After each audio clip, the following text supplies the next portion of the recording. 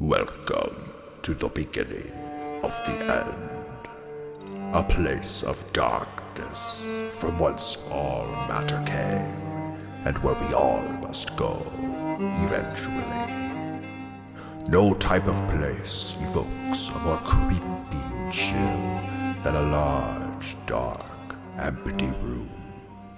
A sonorous cave or chamber turns the ordinary sounds we make into potential foes, distanced from our intentions by time itself. An echo of that which was not even intended. It is curious, then, that it is in such an environment that the cello as an instrument thrives, despite the noise that, up close, can so upset the ear. Is drowned by the assisted amplitude of resonance. Resonance such that the whole space itself becomes indistinguishable from the instrument. Boundaries blurred, performer and audience alike share in the same river of sound, literal motion that stirs figurative emotion.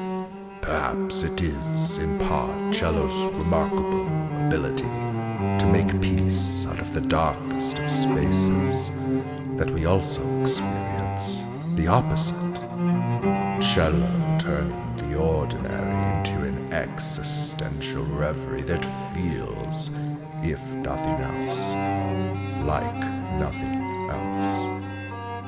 What would this modern life be without cello? The scariest thought of all. So in this shorter length, spooktacular introduction to my new show, we explore just this, cello's profound capacity for doom and darkness.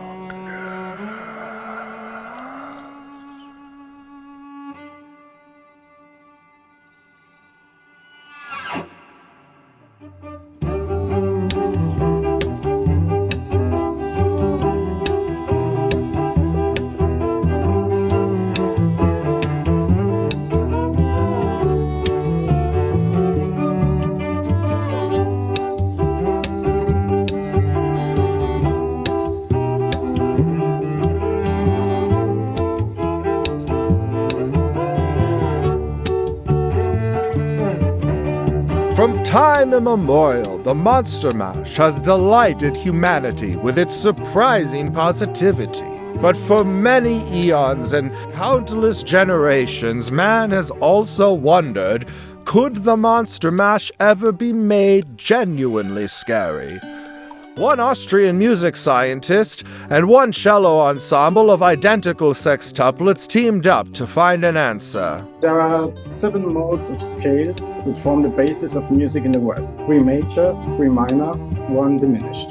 Our goal is to move systematically through modes, flattening one mode at a time to see if we can get out this spooky result.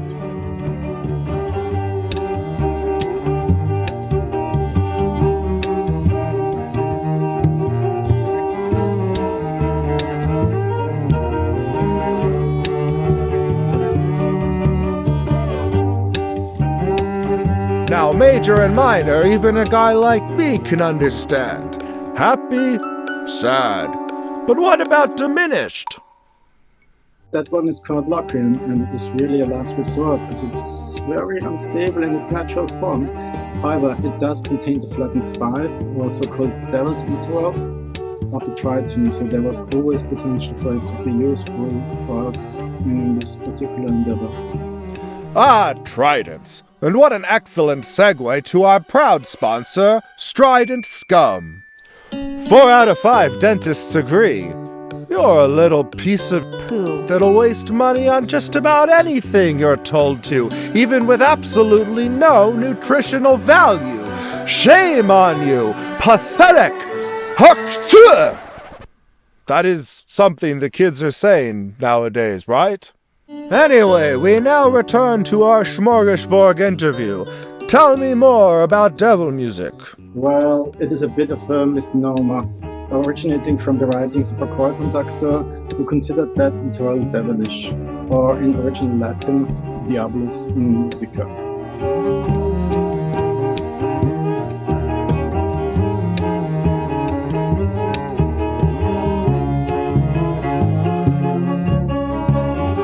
Locrian, by its interval, is to sound more like a major scale up a half step, and so unfortunately that happens here also, and we were still unable to demand the music, just change the keys. But that is the process in science. Even if it's less exciting, a negative result is still a result, and it's still important.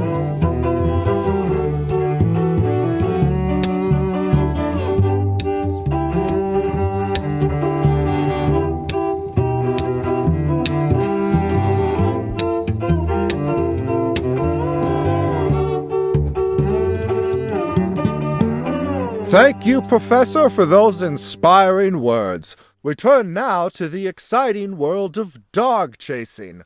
What are they after? What kind of treats lay in store for them? Find out more after the break. It was in the blue room where stood the prince, with a group of pale courtiers by his side.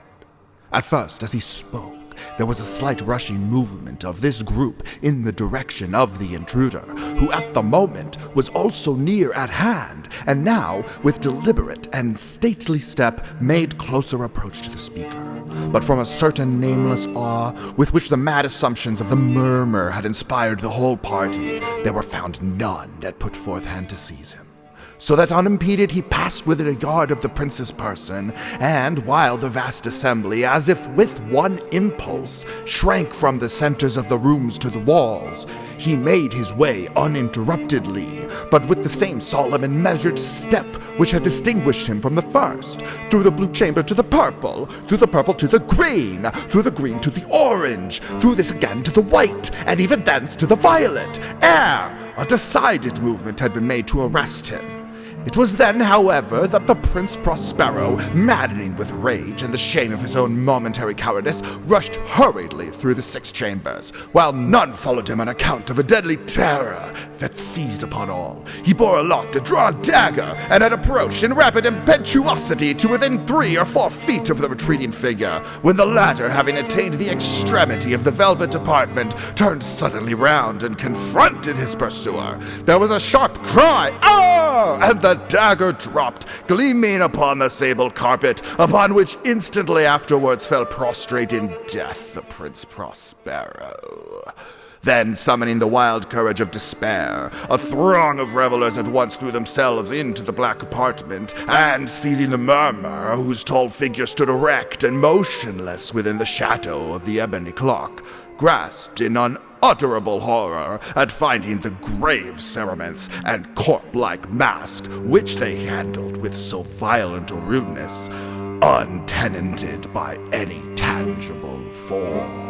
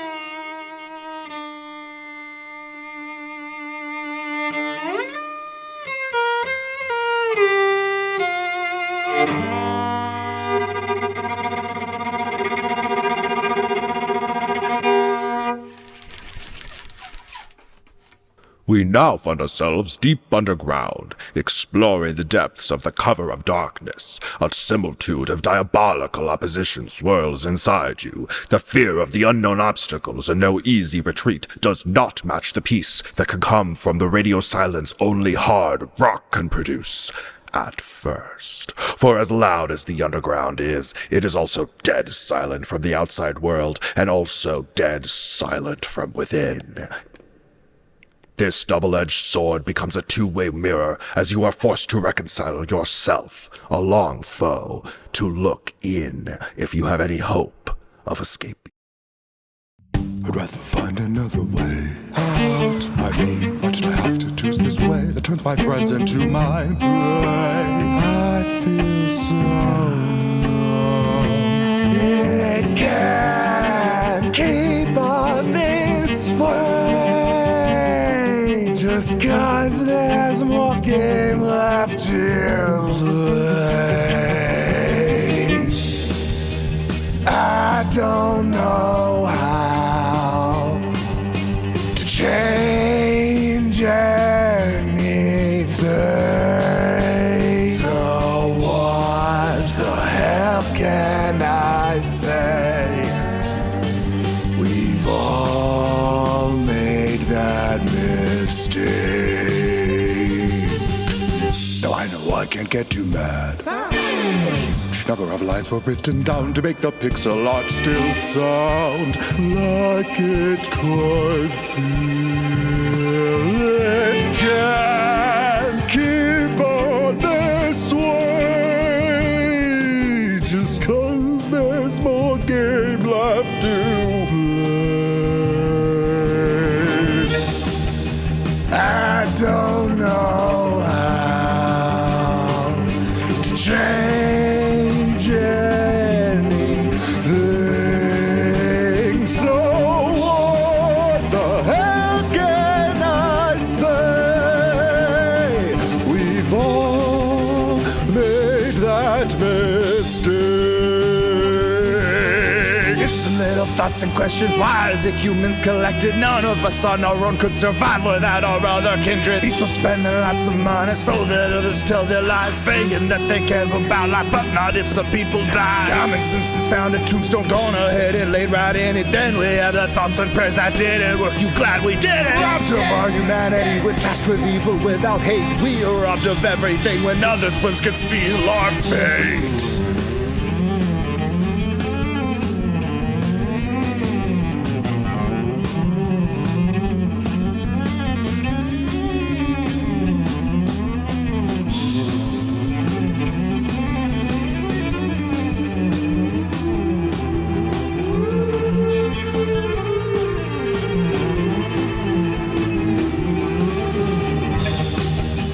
I don't know how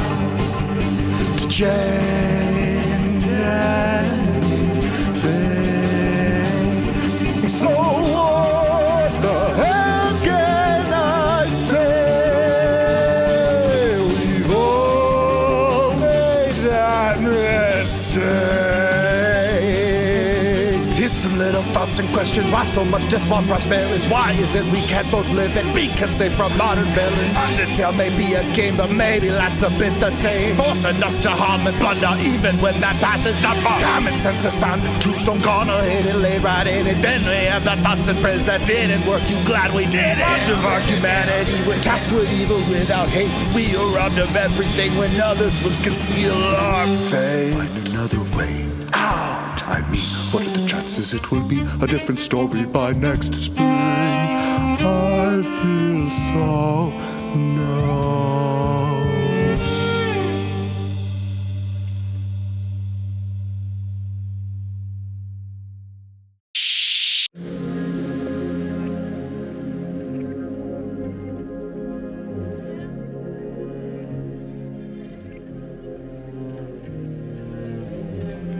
In physics, the nebulous yet strangely quantifiable concept of entropy describes the process by which energy can be derived simply from the statistical certainty that systems will move from less likely to more likely states.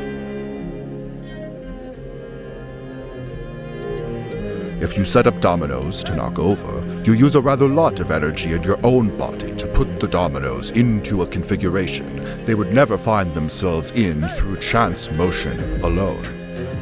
Low entropy. And this is unstable, literally.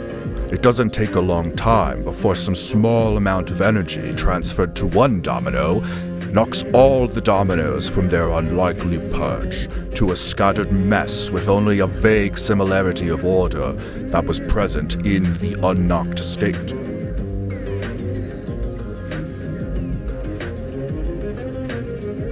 Soon the dominoes are returned to the box where, sure enough, they go back to existing in a seemingly chaotic, disorganized, high entropy state. But what about life? Surely we exist in defiance of entropy, a very unlikely combination of chemistry that continues to exist and reproduce low entropy offspring of our own. This has been a genuine mystery in science up to this point, though in 2014, physicist Jeremy England proposed the following that likely sheds some light on the whole situation. You see, England realized that while locally, a single organism may appear to defy entropy, single organisms don't exist on their own, but within an environment which, when taken as a whole, doesn't defy entropy at all. In fact, even before there was life on Earth, there was free or available energy. Maximum entropy energy is basically just heat. And why heat is a byproduct of using free energy, whether that's a gas engine or human body. But Earth had radiation carrying energy from the sun up above, and active molten rock sending up thermal energy from below, making some type of process that uses up this energy basically inevitable. So why do I bring all of this up in a YouTube video? Well, music and physics share one important thing in common: existential understanding. I think it's fascinating that we as humans are part of essentially a highly complex fizzy drink bubbling out up from the free energy in our environment to the surface of death. What this makes me realize is that death is not the only effect of entropy. So is life. For as sad as we feel about the thought of dying and not experiencing or feeling, loving or enjoying, that state of being is just what the world is normally. Unthinking, unfeeling, without memory, hopes or dreams. That we live in a world where we die is the same as the reason why we have life in the first place. Perhaps it's just cruel irony, But maybe the emo kids had a point. There is no life without death.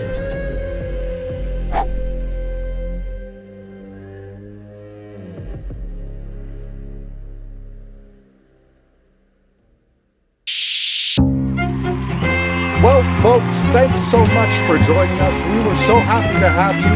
Remember to like and subscribe and follow for more of this stuff. Remember to brush your teeth after eating. Remember to get your pets spayed and neutered. Remember to call your grandmother from time to time. She loves you and she misses you. Remember the Titans. Remember the Alamo. Remember that thing you forgot to do last week? It's probably important to get on that. Remember how things used to be? Oh, so good back in the day. Things were simple back in the day, and now there's a complexity that we have to try to overwhelm ourselves with figuring out. So it's good to just be able to remember the simple things. Remember to get grounded and not to be too complex, to be thankful for the good things and to be good for the thankful things, to remember to thank and to thank to remember. So thank you again, and remember, you're awesome. Thank you for watching.